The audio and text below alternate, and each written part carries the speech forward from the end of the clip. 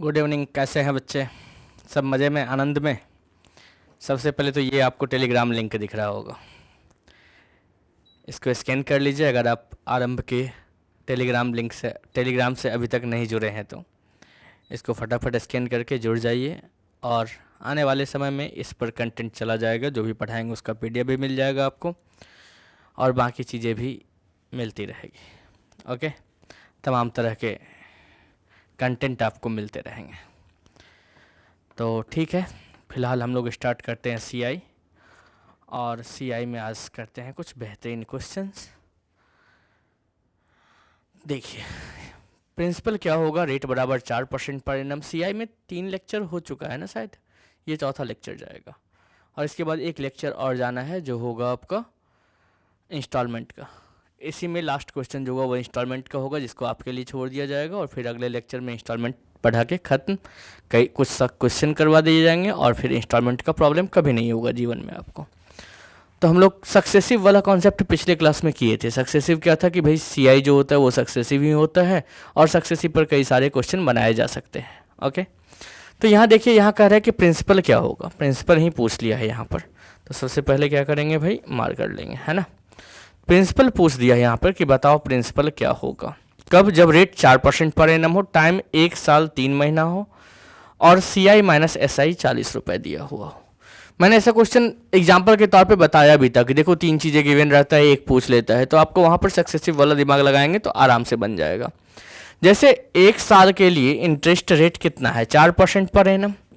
Okay, और 1 साल के लिए 4% तो 6 महीने के लिए 2%, 6 महीने के लिए 2% तो 3 महीने के लिए, तो भाई 3 महीने के लिए 1%, है ना। तो जब सीआई देना होगा तब 4 और 1 का सक्सेसिव देंगे, मतलब 4% प्लस 1% प्लस 4 गुने 1/100, मतलब सीआई कितना हो जाएगा, तो 5.04%।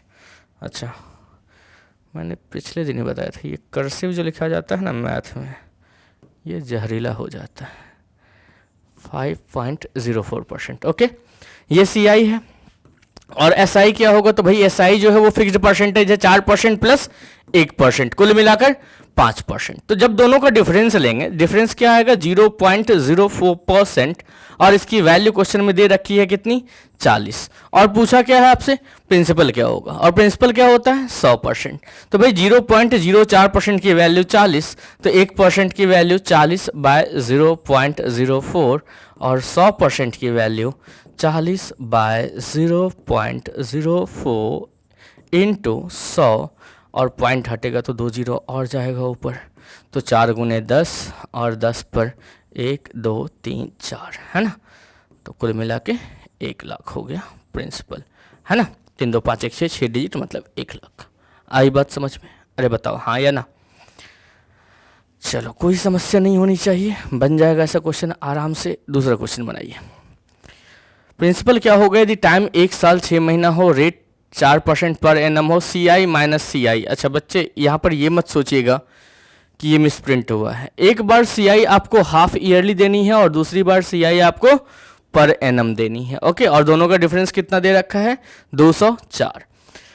तो एक तो तरीका है, यहाँ पर कुछ और चीज़ हम बताएंगे। देखिए नेक्स्ट पेज ब्लैंक है या नहीं। अच्छा ठीक है, नेक्स्ट वाले पेज पे बता देंगे, फिलहाल कर लेते हैं। प्रिंसिपल क्या होगा, जब टाइम 1 साल 6 महीना हो, और रेट 4% पर एनम हो, और इंटरेस्ट क्या क्या देना है, एक बार हाफ ईयरली और एक बार पर एनम। जब हाफ ईयरली इंटरेस्ट देंगे दोस्त, तो हाफ ईयरली इंटरेस्ट रेट क्या हो जाएगा भाई, 2% का 3 इंटरेस्ट लगेगा। 4% अगर पर एनम है, 4% अगर पर एनम है, तो हाफ ईयरली में क्या हो जाएगा, 2% हो जाएगा। और 1 साल 6 महीने, 1 साल 6 महीने में कितने हाफ ईयर, तो भाई 3 हाफ ईयर, है ना। 1 साल 6 महीना 6 महीना 6 महीना, तो 2% का 3 इंटरेस्ट लगेगा। तो क्या करेंगे, सबसे पहले 2 इंटरेस्ट का जो है सक्सेसिव निकाल लेंगे। तो 2% प्लस 2% और प्लस 2 गुने 2/100, मतलब आ जाएगा 4.04%। ओके, और फिर इसका तीसरे से सक्सेसिव निकालेंगे, मतलब 4.04% प्लस 2% प्लस 2 इंटू 4.04/100 और इंटू 100।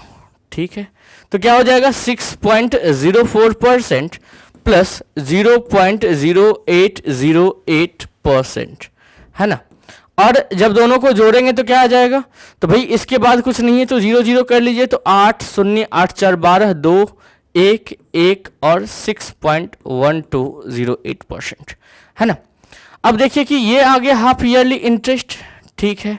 पर एनम की वैल्यू कितनी दे रखी है भाई 4%, तो 4% जब पर एनम लग रहा है तो पर एनम में क्या होगा सक्सेसिव, तो पर एनम में 1 साल के लिए 4% और 6 महीने के लिए 2%, और 4 गुने 2 बाय 100 मतलब कितना आ गया 4 2 6 6.08%।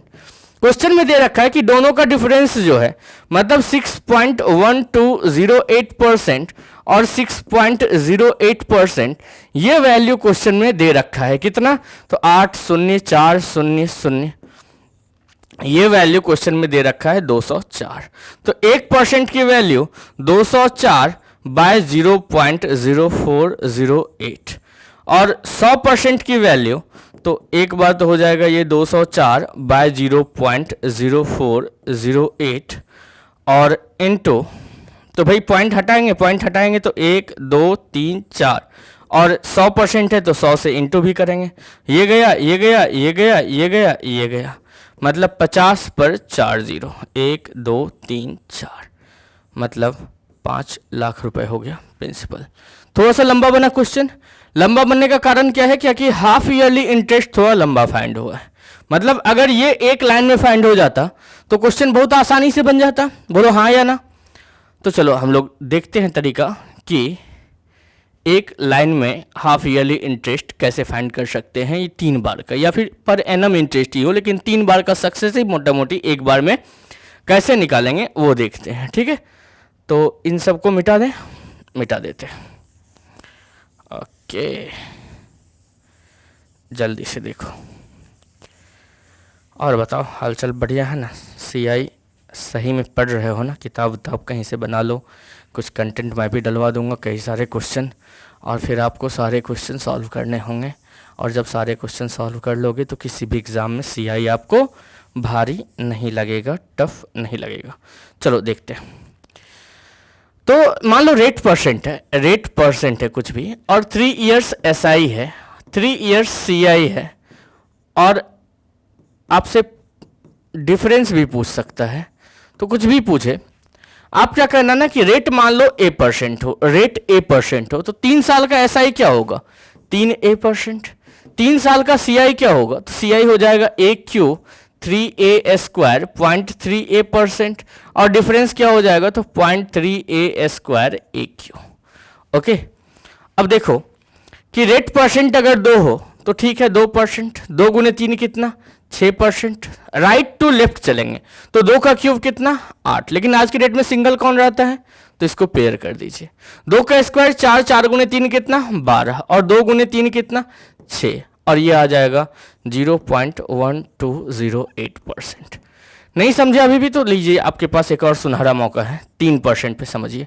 तो 3 गुने 3 कितना हो गया 9%, 3 का क्यूब कितना 27, 3 का स्क्वायर 9, 9 गुने 3 कितना 27, 3 गुने 3 कितना 9, और डिफरेंस आ गया 0.2727%।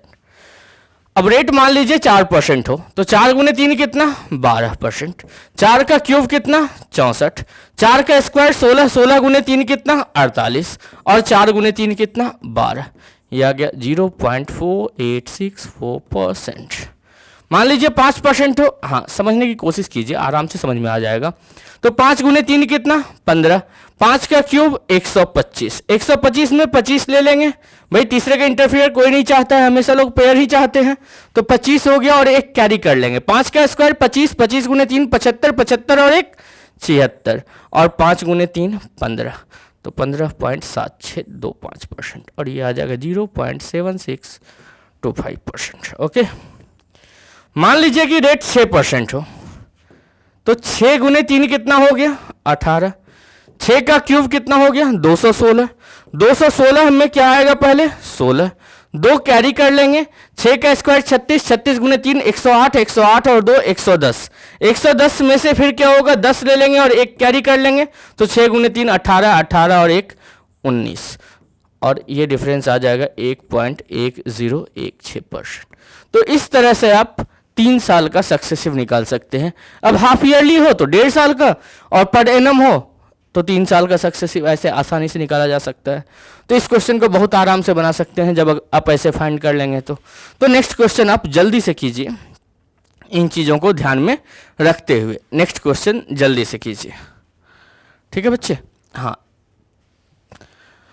मतलब 1 मिनट का समय है आपके पास, जल्दी से कीजिए।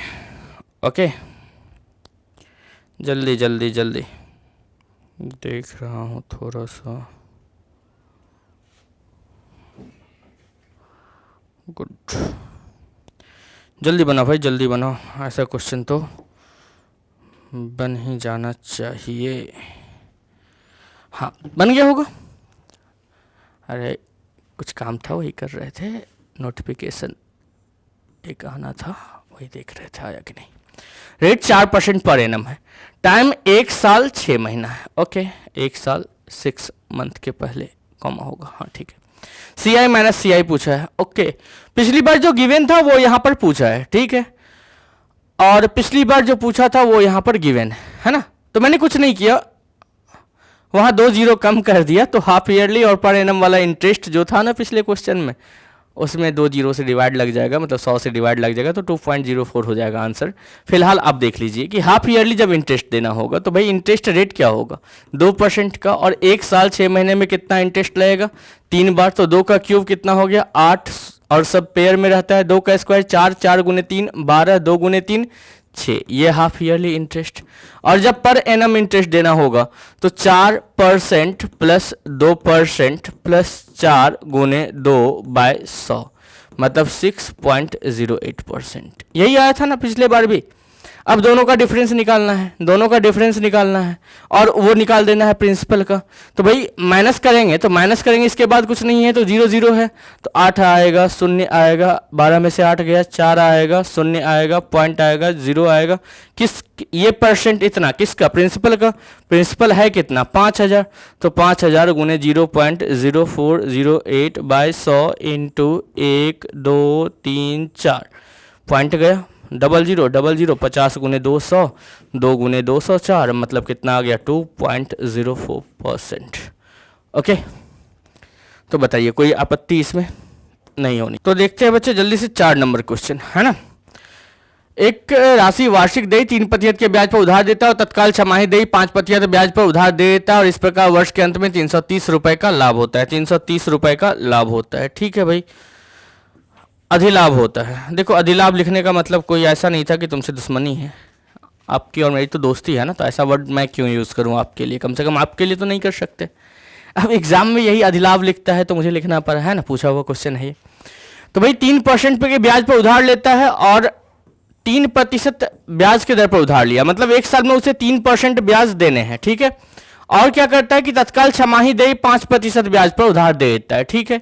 तो भाई 5% पे दे दिया, मतलब 2.5% छमाही हो गया, और छमाही में 1 साल का, चूंकि वर्ष के अंत में देखिए लिखा हुआ है वर्ष के अंत में उसे अधिलाभ होता है, तो मतलब कुल मिलाकर जो उसे इनकम होगा वो कितना परसेंट होगा वो देख लेते हैं। तो भाई 5% तो ये हो गया, और इधर हो गया 0.625, है ना, नीचे 4 डिजिट है ना, इसलिए 0 पहले ले लिया, 625 से पहले 0 ले लिया, तो 5.0625%, इतना परसेंट उसे क्या है आ रहा है, और उसका जा कितना रहा है तो 3%, तो फायदा कितने का, तो 2.0625% का, और ये परसेंट फायदा किसके बराबर, तो 330 रुपए के बराबर।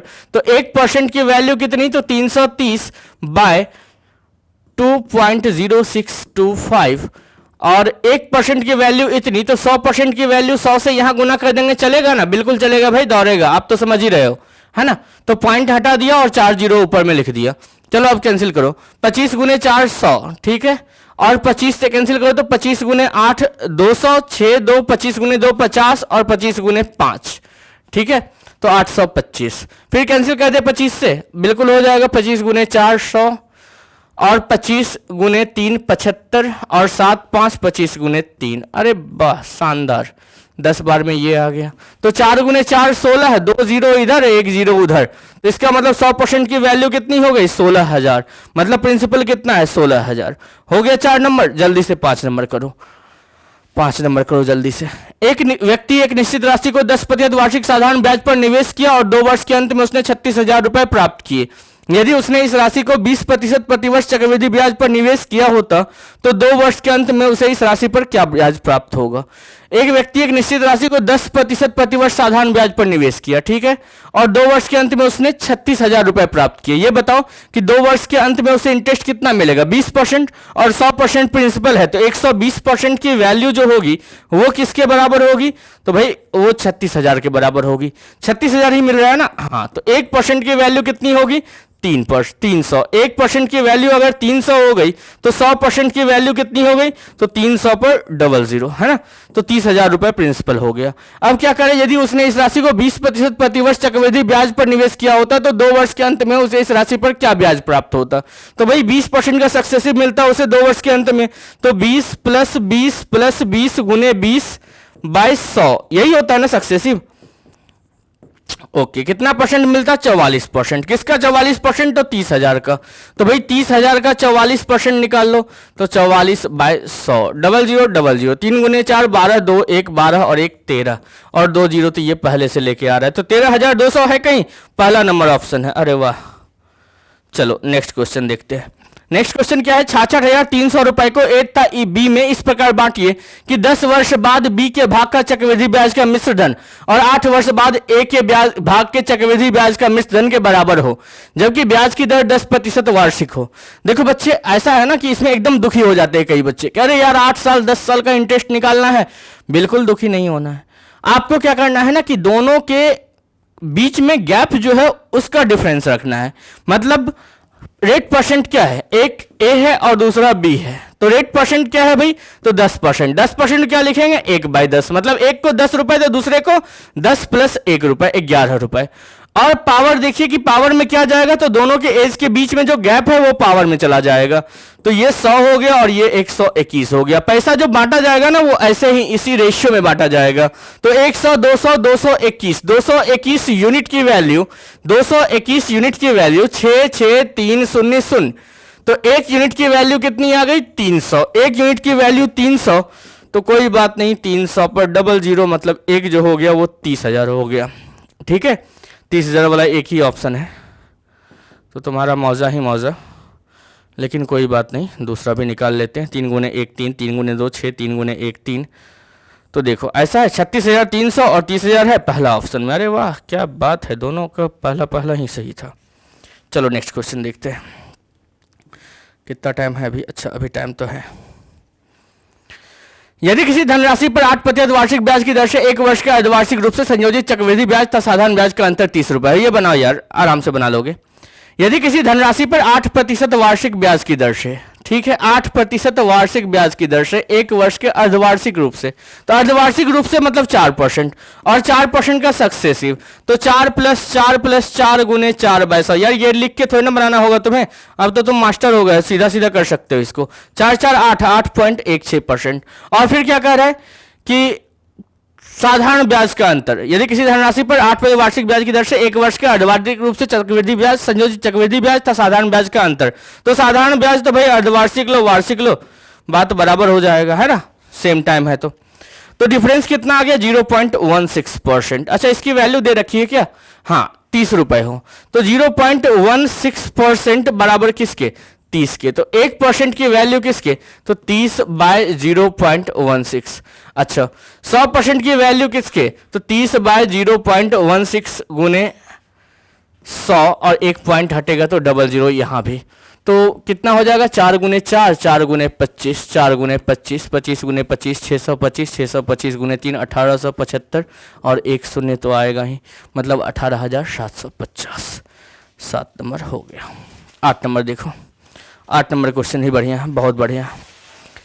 ए 30,000 रुपए की राशि को 1 वर्ष के जिस प्रकार निवेश करना चाहता है कि मूलधन राशि के 2/5वें भाग के प्रतिवर्ष 20% की अर्धवार्षिक रूप से संयोजित चक्रवृद्धि ब्याज दर पर और शेष धनराशि प्रतिवर्ष 12% की वार्षिक रूप से संयोजित चक्रवृद्धि ब्याज की दर पर, अरे यार ब्याज की दर पर निवेश करता है और 1 वर्ष बाद एक कुल कितना चक्रवृद्धि ब्याज प्राप्त करेगा। ठीक है भाई, 30,000 रुपए की राशि को 1 वर्ष के मूलधन राशि के 2/5वां भाग। देखो 5 बराबर किसके, 30,000 के, तो 5 बराबर 30 के, तो 1 बराबर किसके, 6,000 के, तो 2 बराबर किसके, तो भाई 2 बराबर हो गया 12,000 के। 1 बराबर, नहीं समझे, नीचे जो होता है ना ये टोटल होता है, नीचे जो होता है वो टोटल होता है। तो 5 बराबर किसके, 30,000 के, तो 5 बराबर 30,000 है, तो 1 बराबर कितना होगा बताओ, 1 बराबर हो जाएगा 6,000, और 1 बराबर 6,000 हो जाएगा, तो ये जिसके बारे में बात कर रहे हैं उसके बारे में कर रहे हैं 2 भाग, दूसरे भाग को, तो 2 भाग बराबर कितना हो जाएगा 12,000।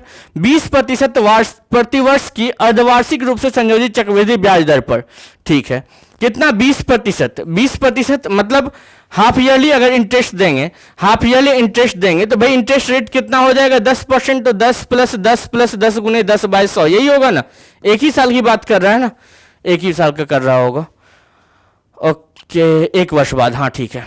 तो 12,000 का कितना आ जाएगा, उसे 21% आ जाएगा ब्याज। तो 12,000 का 21% अगर आ गया तो कितना आ गया देखो, तो 21/100, 0000 कैंसिल, 12 × 1 12, 2 1, 12 × 2 24 और 1 25, है ना, और 1 0 आ जाएगा, ठीक है। और शेष राशि मतलब भाई 5 भाग है टोटल, तो शेष राशि कितना हो गया 3 भाग मतलब 18,000 रुपए। कैसे दे रहा है, 12% प्रतिवर्ष की वार्षिक रूप से संयोजित चक्रवृद्धि ब्याज की दर पर। तो भाई 12% ही आएगा ना, इसका 12% आएगा, 0000 कैंसिल, तो 12 × 0 0, 12 × 8 96, 6 9, 12 × 1 12 और 9 21, जोड़ दो, 0 8 6 4, 4680 कहीं दिख रहा है आपको, वही होगा आंसर, ए नंबर। कितना बढ़िया क्वेश्चन था, और सही से देखो तो ये तो फर्जी ही लिखे है ना मैं 21% में समझाने के लिए, ये भी फर्जी ही लिखा हुआ है, मतलब 1-2 लाइन में क्वेश्चन बन गया, है ना।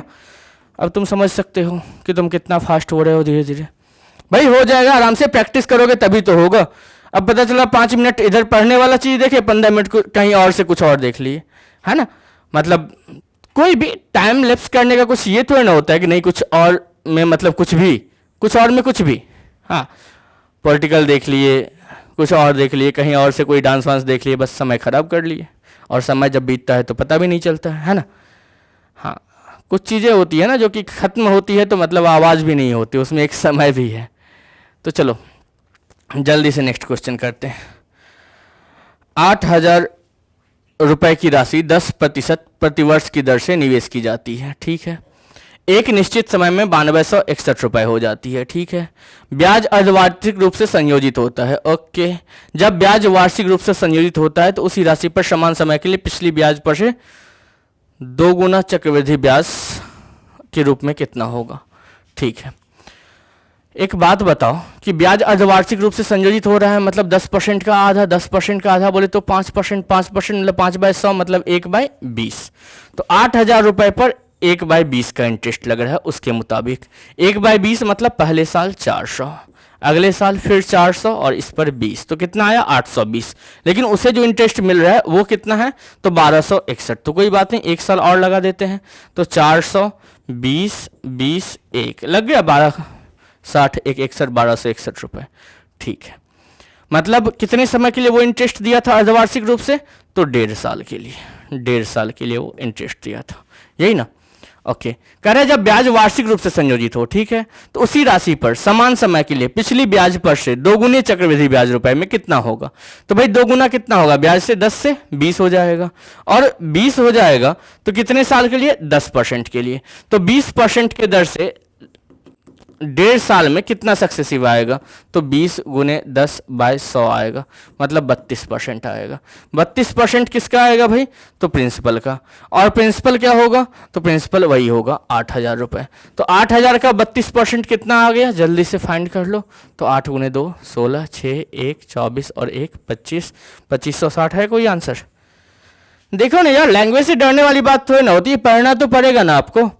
एक एक लाइन आप देखो, मैं कई बार अंडरलाइन करके आपको पढ़ के बताता हूँ क्वेश्चन, उसका ये कारण नहीं कि मुझे अंडरलाइन करके पढ़ना है, मुझे ये हैबिट आप में डेवलप करनी है कि आप जब पढ़ रहे हो ना क्वेश्चन, कभी अगर मान लो मॉक वगैरह दे रहे हो तो क्वेश्चन को बहुत ध्यान से पढ़ना होता है, एक एक स्टेप पढ़ेंगे और एक एक स्टेप समझते हुए आगे बढ़ेंगे।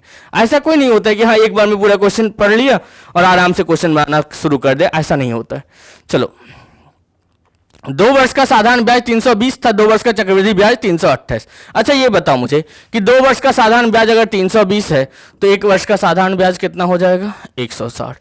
मतलब P अगर धनराशि है तो 2 वर्ष में अगर साधारण ब्याज 320 आ रहा है तो 160 का साधारण ब्याज आएगा, है ना। लेकिन क्वेश्चन में कह रहा है कि 2 वर्ष का चक्रवृद्धि ब्याज 328 है और समान मूलधन व दर पर, मतलब उसी पी पर जो है वो 8 रुपए का इंटरेस्ट लगेगा सेकंड ईयर में, तभी ना 16, 16, 32, 320 और 8, 328।